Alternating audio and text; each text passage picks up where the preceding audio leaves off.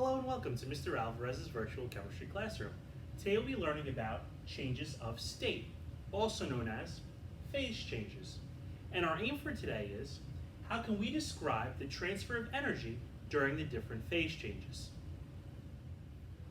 But first, a question. What happens when a substance changes from one state of matter to another? Well, the identity of a substance does not change during a change of state, but the energy of a substance does. For example, if we had water, which is H2O in the liquid form, we could remove heat from that, and we can turn that into a solid, which is ice. And the formula for that ice is H2O solid. We had H2O in the liquid form, we removed heat, and now we have H2O solid. We can go the opposite way as well. We can add heat to that liquid water, that liquid H2O, and we could turn that into water vapor, which would be H2O gas. The substance did not change. However, the amount of heat that the substance had did change. From liquid to solid, we removed heat. From liquid to gas, we added heat. Let's talk about the different phase changes now. Here we have a diagram of all the different changes of state, or phase changes.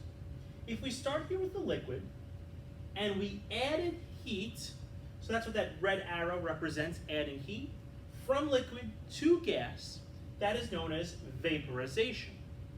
And we could also do the opposite. We could go from gas to liquid by removing heat, by cooling it down, represented by this blue arrow. So gas to liquid is known as condensation. And we could go from a liquid to a solid.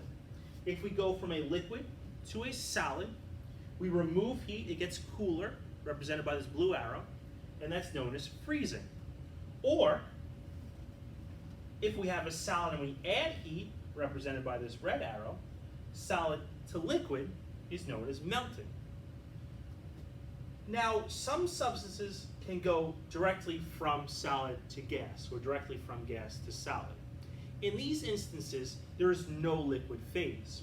So for a solid to go directly to a gas, you would add heat, represented by this red arrow, and that's known as sublimation. So solid directly to gas, no liquid phase, that is known as sublimation.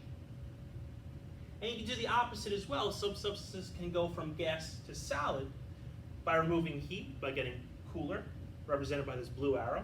So gas directly to solid, no liquid phase, that's known as deposition.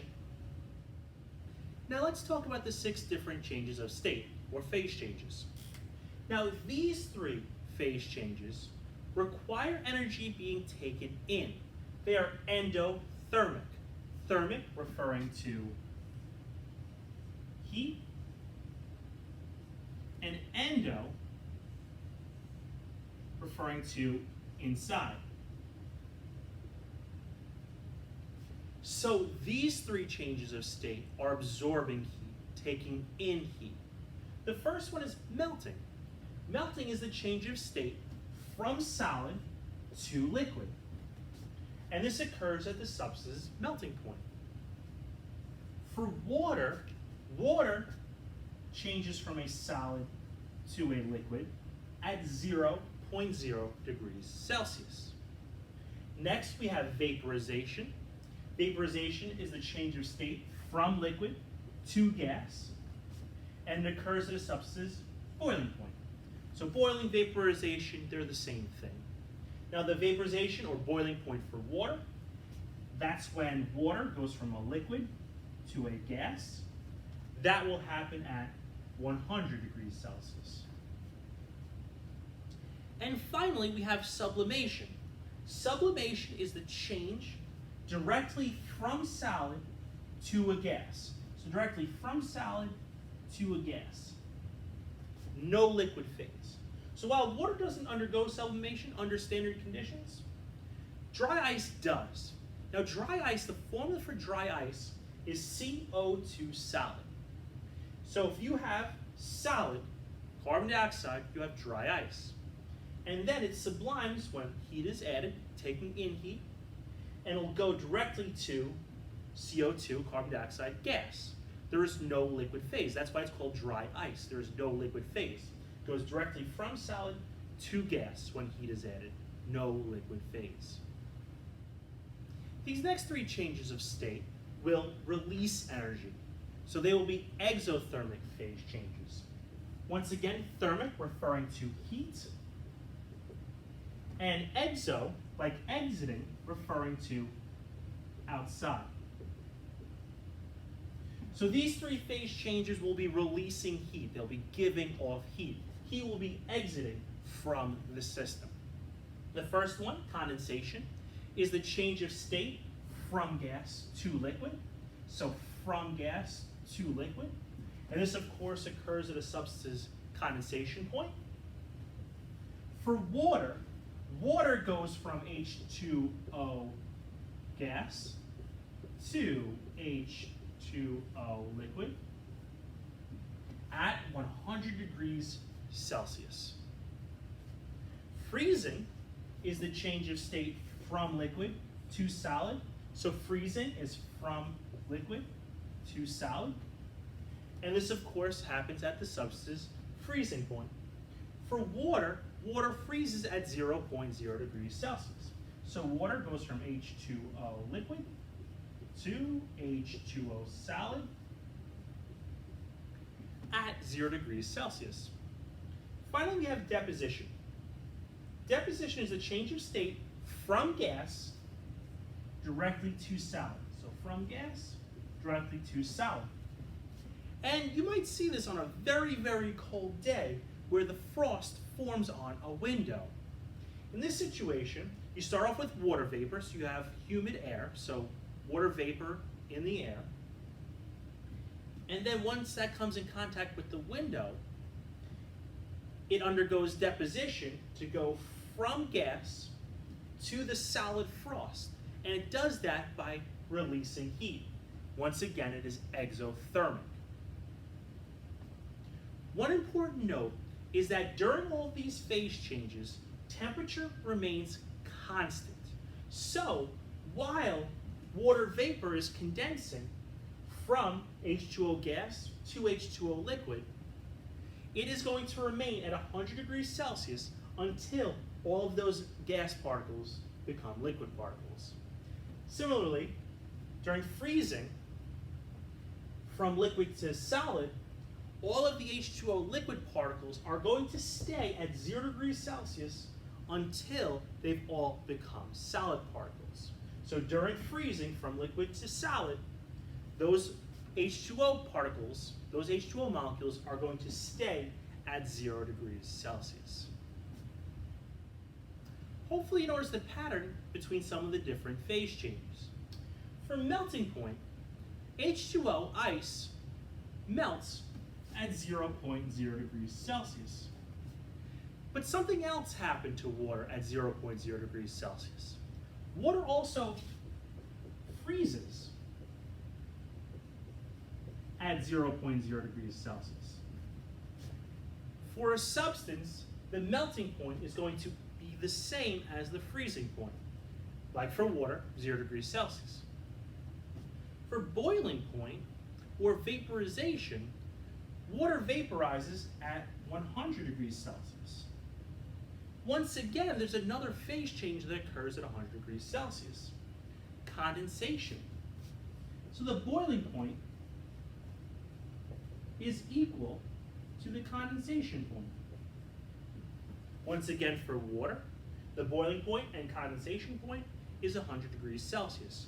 For either one of these phase changes, it depends what's happening to heat. If you're melting at 0 degrees Celsius, you're adding heat. If you are freezing something at 0 degrees Celsius, you're removing heat.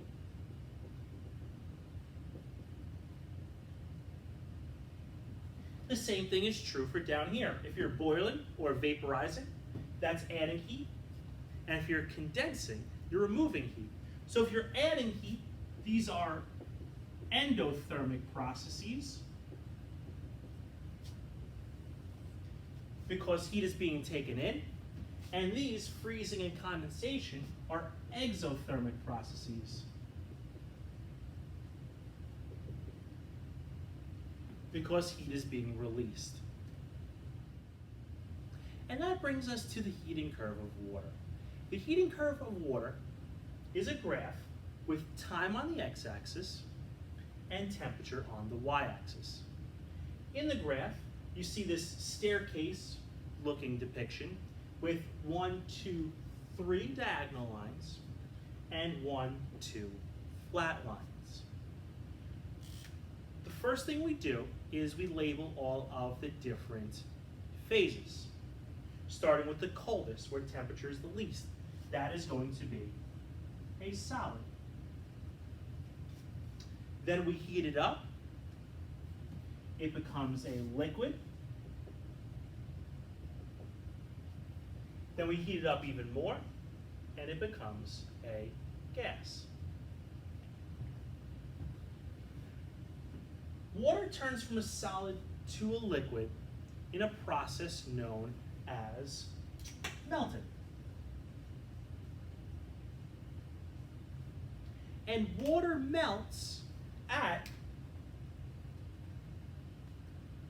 0 degrees Celsius. So that's the first plateau on the heating curve of water.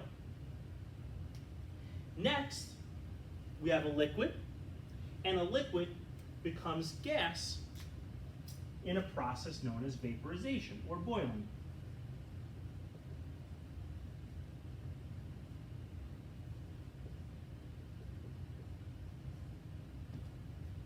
And that occurs for water at 100 degrees Celsius.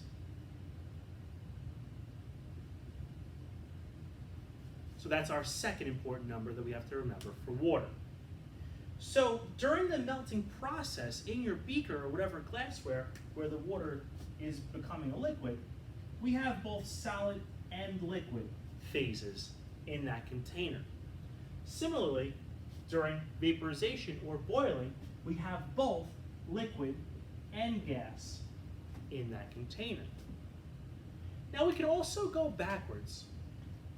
If we have a gas and we cool it down, so if we're going this way now, and I'll use a blue marker to symbolize cooling. If we're going to go from gas to liquid, that is known as condensation. And remember, both vaporization and condensation happen at 100 degrees Celsius for water, for H2O. And then down here, so we had a gas, now we're at a liquid.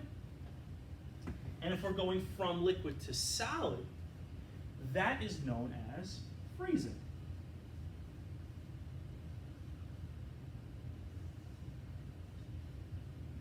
So from liquid to solid, or freezing, that also happens at 0 degrees Celsius. Melting and freezing both happen at 0 degrees Celsius. Notice that the temperature does not change during a phase change.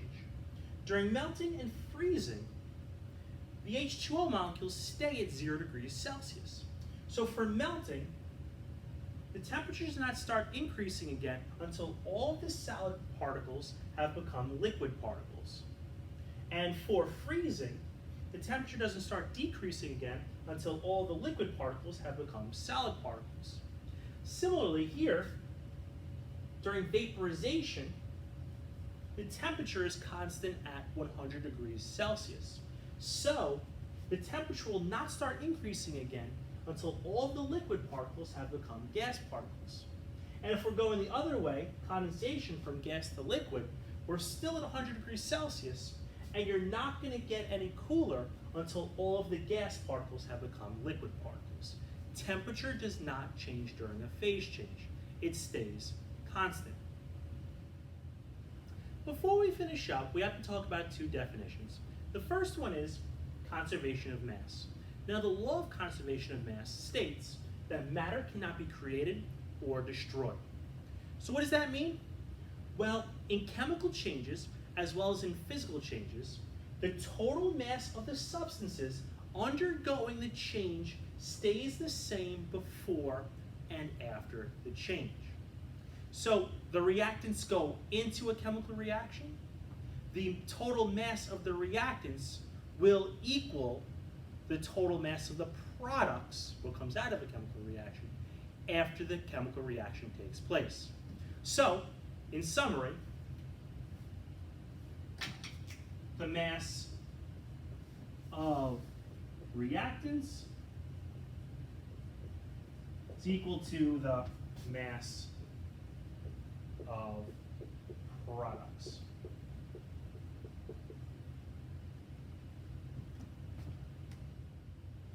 And finally, we have conservation of energy. The law of conservation of energy states that energy cannot be created or destroyed. What does that mean? Well, energy may be changed from one form to another during a physical or chemical change, but the total amount of energy present before and after the change must be the same. For this, for conservation of energy, we have a bit of a different equation. We say that the system plus the surroundings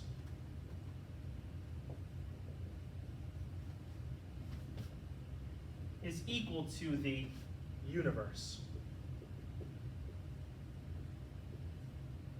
And the universe is going to be constant. It's going to equal 0. So for example, let's say we have an exothermic reaction. An exothermic reaction is going to give off heat. So let's say our exothermic reaction gives off, it loses 200 joules of energy. We measure energy or heat in joules. So our system, our beaker, where the chemical reaction is taking place, loses 200 joules.